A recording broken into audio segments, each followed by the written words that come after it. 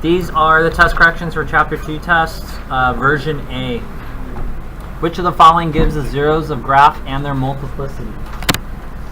Hopefully students realize that I'm playing cat and mouse with students, so what I did is I actually left the same multiple choice questions, but I changed the graph to match the choices. So that's how I changed the versions. So for this problem, I have a graph here. Here I have x is equal to 1. I notice there is a bounce, or we call that a kiss in the class, which means I know that it has to be an even multiplicity. Okay, it may not necessarily be 2, all I know is that it's going to be even. And then here at 3, x equals 3, I know it goes through or shoots through, therefore I know it's going to be an odd. So that would be letter choice D. At 1, there's a multiplicity of 2, and at 3, x equals 3, there's a multiplicity of 1, or an odd. Question number 2. Here.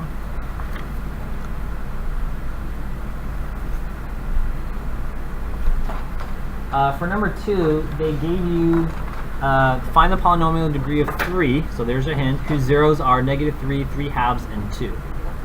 So x equals -3 means it's x plus 3. So if you just miss that simple step throughout the whole test, like, a lot of your stuff is wrong. Okay? 3/2 is the same thing as x minus 3/2. Now some of you get a little bit confused with that, so what you can do is you set it equal to 0 and multiply both sides by 2, so I get 2x, and 2 times -3/2 is just -3. So 2x minus 3 becomes my binomial. Do you see that? And then 2, x equals 2, then if you set it equal to 0, x minus 2 is your binomial. I went ahead and multiplied these two by using the box method and got 2x squared plus 3x minus 9. Then I'm multiplying this trinomial times a binomial using my box method again, being careful, and I get 2x to the third minus what happened? Negative x squared. Negative x squared minus 15x plus 18. So this is what letter choice?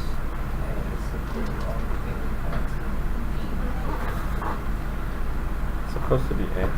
Yeah, it should be A. Should be D? Yeah, for version. Okay, so this is wrong. Oh yeah, D. And D is the correct one, right? Yes. Doesn't work. Okay. Question number 3. Which of the following is a polynomial with real coefficients that has 2 and 2 minus I as zeros? So if 2 is a 0, that means it's x equals 2. The second 0 is 2 minus I. And then its complex conjugates come in pairs, so all you have to do is change 2 minus I to 2 plus I. Now, to put those into your binomials, you do x minus whatever it is.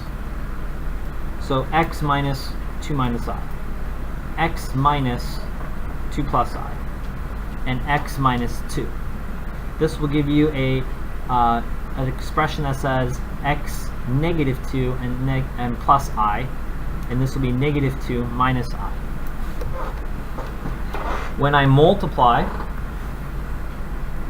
x times x is x squared, x times negative 2 is negative 2x, x times negative I is negative ix, x times negative 2 is negative 2x, negative 2 times negative 2 is positive 4, and negative 2 times negative I is positive 2i.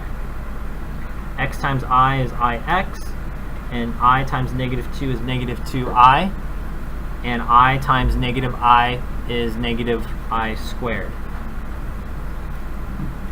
Here I'm going to cancel terms that are the same, or opposites. And here, negative 1 times negative 1 is a positive 1, which gives me x squared minus 4x plus 5. Notice how you didn't have to multiply the third or next time again, so that would be letter choice. Sorry, I couldn't see that. So once you simplify, notice how you don't have to multiply again, because you'll see that all of your choices, you were just looking for that part there. Question number 4. Simplify 8 minus I over negative 6 plus 2I. You take the denominator. What are you taking, class? Denominator. And you're taking its complex conjugate of that. So you're just taking the plus sign to a minus sign. Then you're going to do FOIL. 8 times negative I times negative 6 minus 2I. And when you multiply all of those together, I get this here. Combine like terms, and then that's a negative 2. And that'll be negative 50 and a negative 10i. If I multiply negative 6 plus 2i and negative 6 times a negative 2i, I get this here in my box. So I get 36 times 12i and a negative 12i. They cancel. And negative 4i squared, which is positive 4. Add those together. Then you're just going to separate it.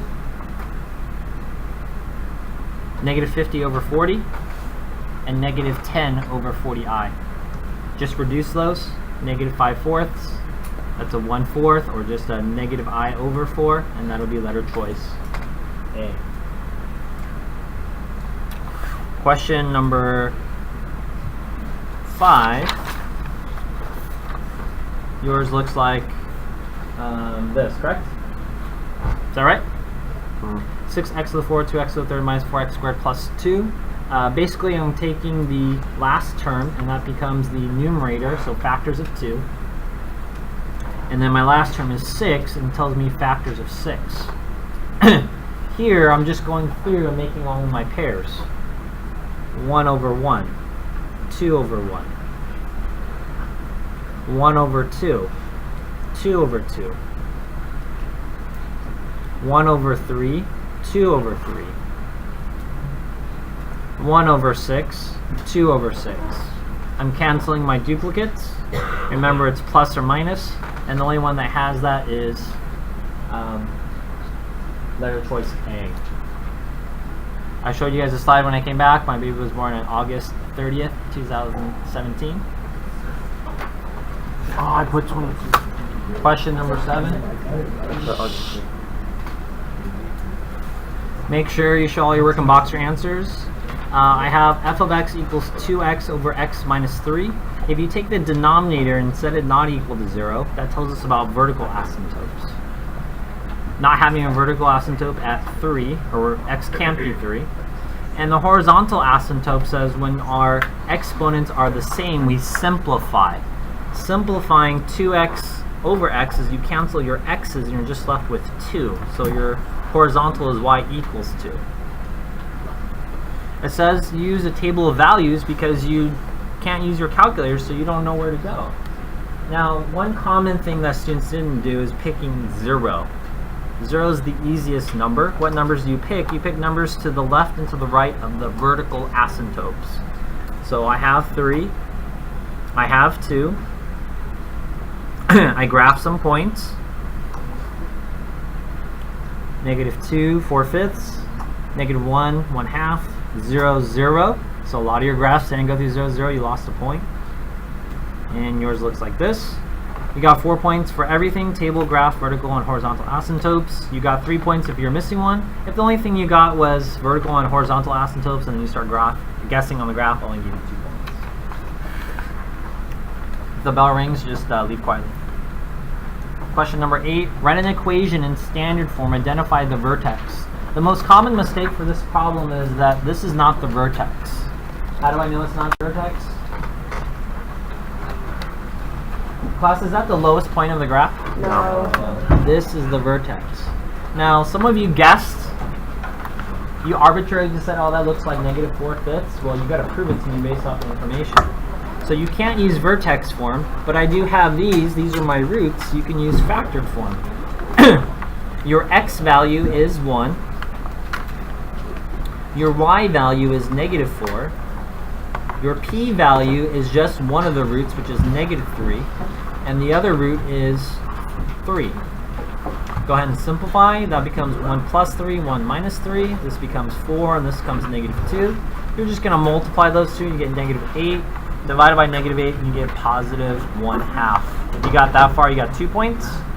Put it back into factor form, you got y equals 1/2 and x plus 3 and x minus 3. It didn't want factored form, it wanted standard form, so then I'm going to use FOIL or multiply. You'll get x squared minus 9. And then if you distribute the 1/2, you'll get y equals 1/2 x squared minus 9/2. Another way of finding the vertex, I take the midpoint of my two roots, which is 0, and I put 0 back into my function, I get -9/2. So I've proven now that that is -4/2. Question number 9. A lot of you guys wasted your time using the rational roots theorem. And it doesn't even tell you to use rational roots theorem.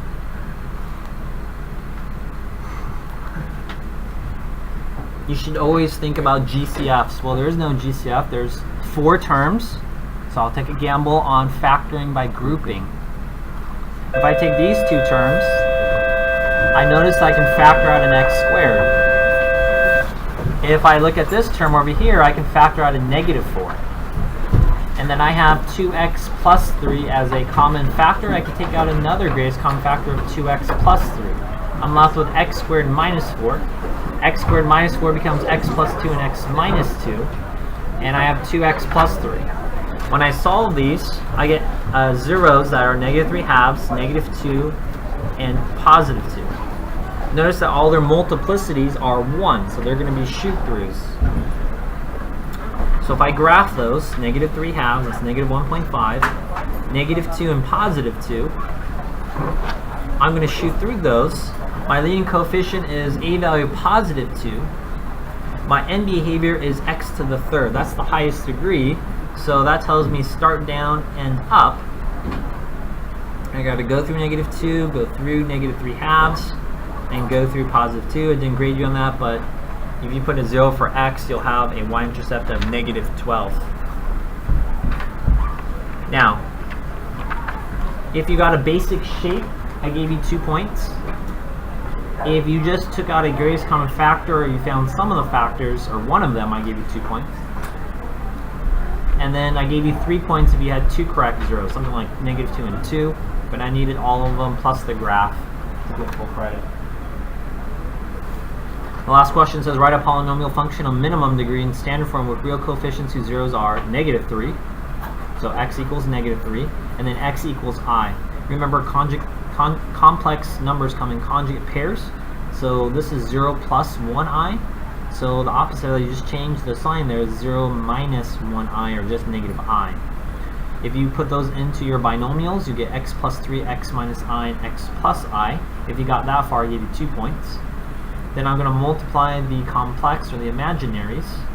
And when I do that, I'll get x squared plus 1 times x plus 3. If you got this far, I gave you 3 points. Multiply those, and you got this as your answer. So again, here's my partial credit for that. That side was out of 16 points. See the extra credit. For period 4 was Savannah's main rival was Magnolia, and then what year did the school open was 1961, and that was out of 28 points. Hopefully you didn't lose any points for messy writing your name, not boxing answers, or being messy. Good luck.